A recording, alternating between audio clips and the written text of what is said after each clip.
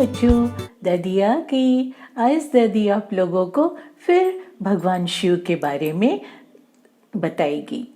और इस कहानी में हम सेकंड पार्ट के बारे में डिस्कस करेंगे। सेकंड पार्ट में हम बहुत सारी रियल फैक्ट्स को जानेंगे।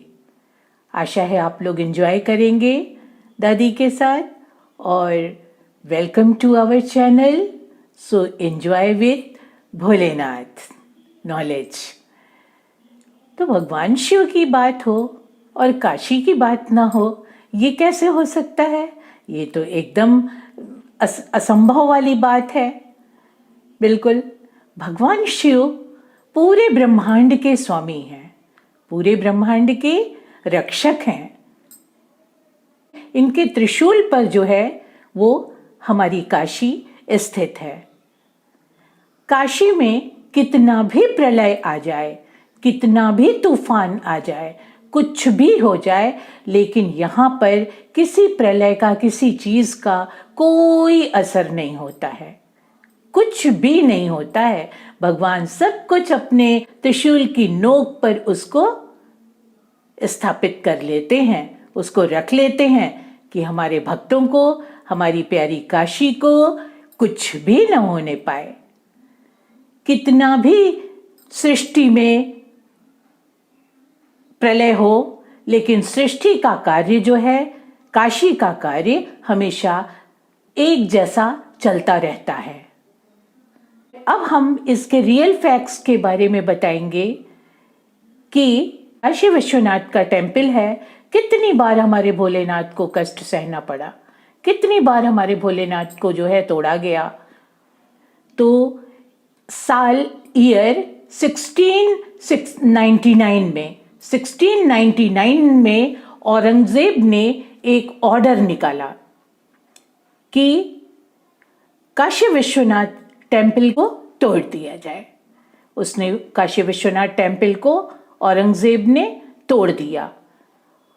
उसके बाद जो है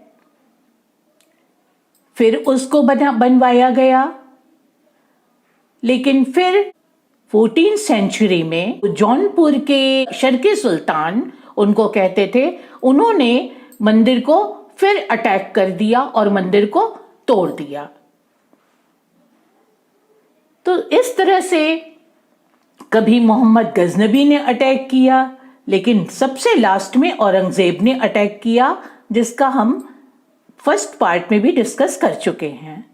इसके बाद जो है अहिल्याबाई होलकर ने क्या किया, 1780 में जो है फिर से मंदिर को बनवाया और अच्छी तरह, मतलब जो है काशी विश्वनाथ की स्थापना की, माता पार्वती की भी स्थापना की और मंदिर को पूरा बनवाया। लेकिन उसके साथ ही साथ पंजाब के महाराजा राजा रणजीत सिंह, पंजाब के महाराजा राजा रणजीत सिंह ने क्या किया, उन्होंने बहुत सारा गोल्ड, 1000 kg गोल्ड जो है वो काशी विश्वनाथ टेम्पल में दान किया। और उसी गोल्ड को पूरे उसमें जो है वो गुंबद में, जो टॉप फ्लोर पे गुंबद है, फ्लैग है वो काशी विश्वनाथ के, उस पूरे गुंबद पे पूरा गोल्ड चारों तरफ गोल्ड लगाया गया और काशी विश्वनाथ के टेम्पल को डेकोरेट किया गया। तो इस तरह से उनका जो सौंदर्य था, मंदिर का जो सौंदर्य था, वो स्थापित हुआ। इसके पहले जो है राजा अकबर के दरबार में जो 9 रत्न हुआ करते थे, राजा अकबर के दरबार में 9 रत्न हुआ करते थे। वो 9 रत्न बहुत ही फेमस थे, जो कि बहुत ही इंटेलिजेंट और पूरे महल की, कोर्ट की काम को जो है वो देखते थे और अच्छी तरह से उसको करते थे। जितने कोर्टियर्स थे, उनमें से एक मेंबर जो था जिसका नाम राजा टोडरमल था। क्या नाम था राजा का? अकबर के 9 रत्नों में से राजा टोडरमल, जो कि राजा टोडरमल जो है उसने भी बहुत सारा गोल्ड दिया और जो है अकबर के ऑर्डर से, महाराजा अकबर के ऑर्डर से जो है उसने क्या किया, काशी विश्वनाथ टेम्पल में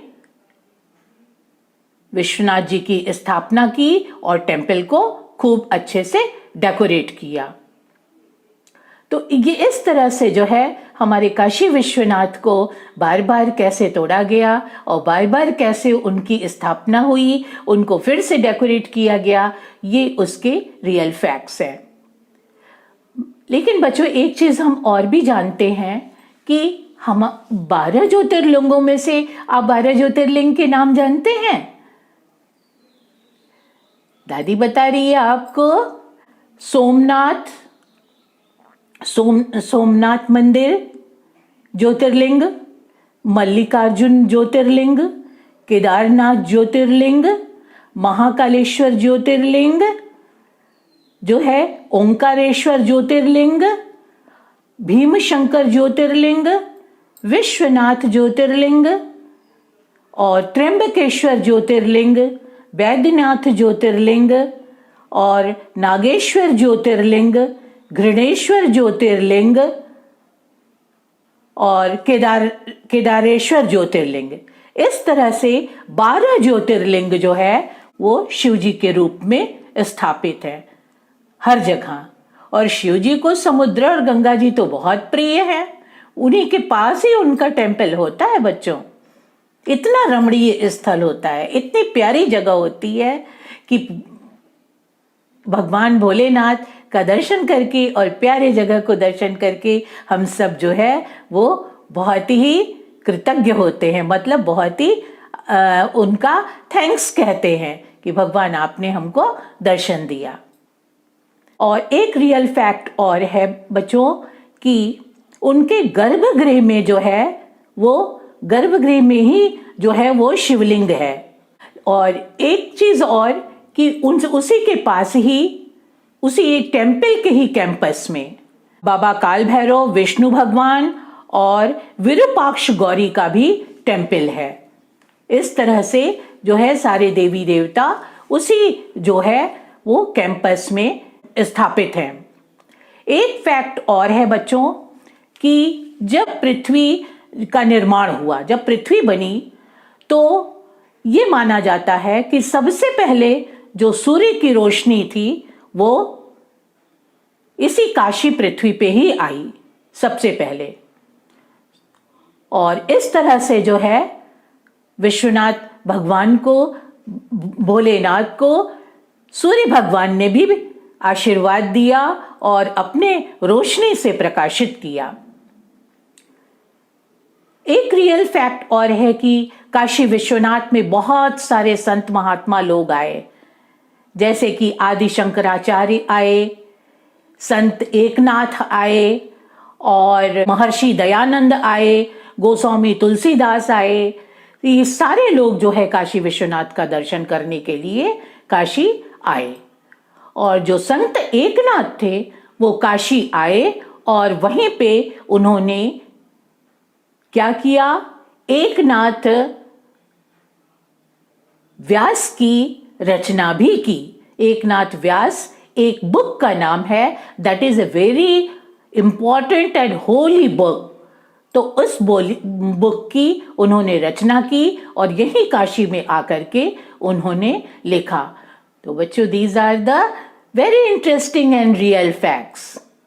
ओके, एक दिलचस्प कहानी और भी है कि 12 ज्योतिर्लिंगों में हमारे विश्वेश्वर का बहुत बड़ा स्थान है और इनकी बहुत महानता है। दूर दूर देश देश से लोग आते हैं और इनके दर्शन करके अपने को धन्य करते हैं। इसकी एक और इतनी कहानी है, एक रियल फैक्ट है कि ये विश्वनाथ टेम्पल जो है वो गंगा के तट पे स्थित है। तो गंगा में स्नान करने से और बाबा विश्वनाथ का दर्शन करने पर जो है मनुष्य अपने को धन्य पाता है और समस्त पापों से उसकी मुक्ति होती है और उसे मोक्ष की प्राप्ति होती है। ये ऋषि मुनियों ने आशीर्वाद दिया है।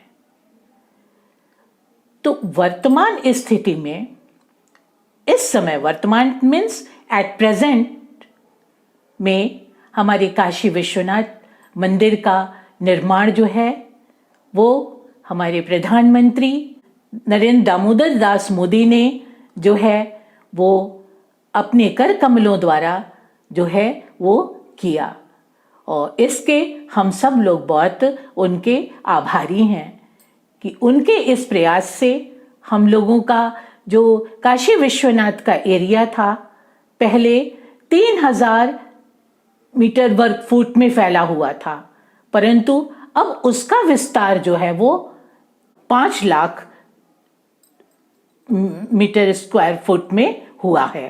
भगवान भोलेनाथ सबको अच्छी सोच, रिद्धि सिद्धि, बुद्धि दें और खूब राइज कराएं। ये है भोलेनाथ के बारे में उनकी स्थापना और उनका निर्माण, उनके दर्शन करने मात्र से जो मोक्ष मिलता है। परंतु और भी बहुत सारे रियल फैक्ट्स हैं कि यहाँ पर जो है राजा हरिश्चंद्र ने भी जो है वो भोलेनाथ का जो है टेम्पल बनवाया था, मंदिर बनवाया था। टोडरमल ने जो है वो नारायण भट्ट की सहायता से, महेश भट्ट उनका साथी था परंतु उनके भी साथी नारायण भट्ट थे जिनकी सहायता से उन्होंने विश्वेश्वर भगवान को जो है बहुत सारा सोना दान दिया और मंदिर की स्थापना की। ये भोलेनाथ की पूजा हम लोग, अब सावन आ गया है बच्चों, तो सावन में भोलेनाथ की पूजा में सारे इनको आशीर्वाद था कि जब ये मंदिर की स्थापना हुई थी तो इनको आशीर्वाद था कि सबसे पहले इनका जलाभिषेक मतलब जो जल हम काशी विश्वनाथ बाबा को चढ़ाते हैं, इनका जलाभिषेक ऐसे करते हैं जल से, फिर दूध भी चढ़ाते हैं। तो इनका जलाभिषेक जो है वो सबसे पहले जो है किसने किया था? यदुवंशी समाज के लोगों ने, मीन्स यादव समाज के लोगों ने। और तभी से ये सबसे पहले उन्होंने किया, तब से ये सिस्टम चला आ रहा है, तब से ये परंपरा चली आ रही है कि बाबा विश्वनाथ को, भोलेनाथ को जहां भी वो रहते हैं हम लोग जो है उनका जलाभिषेक करते हैं। जलाभिषेक करने से क्या होता है? हमको बहुत ही आत्मा में सुकून मिलता है, शांति मिलती है और बाबा विश्वनाथ बहुत प्रसन्न होते हैं। बाबा विश्वनाथ के ऊपर भोलेनाथ के हम लोग क्या क्या चढ़ाते हैं पूजा में, मालूम है बच्चों आपको? उनके ऊपर पूजा में हम लोग जलाभिषेक करते हैं। जलाभिषेक करने के बाद चंदन लगाते हैं, बेलपत्र चढ़ाते हैं और धतूरा, भांग, दूध, शहद, दही, चीनी, इन सब से हम उनका जो है वो अभिषेक करते हैं और उनको खुश करते हैं। अपनी इस तरह की पूजा से हम भोलेनाथ को प्रसन्न करते हैं। तो ये आज की स्टोरी इतनी ही सेकंड पार्ट में। थर्ड पार्ट में हम लोग फिर जानेंगे कि और क्या क्या चीज़ें भोलेनाथ को प्रिय हैं, इनकी पूजा और कैसे करें और क्या क्या चीज़ें और हमारे इतिहास के रियल फैक्ट्स हैं, ये हम लोग थर्ड पार्ट में जानेंगे। तो आज के लिए इतना ही बच्चों। तो ओके, सब्सक्राइब करें और लाइक करें। Bye bye, love you.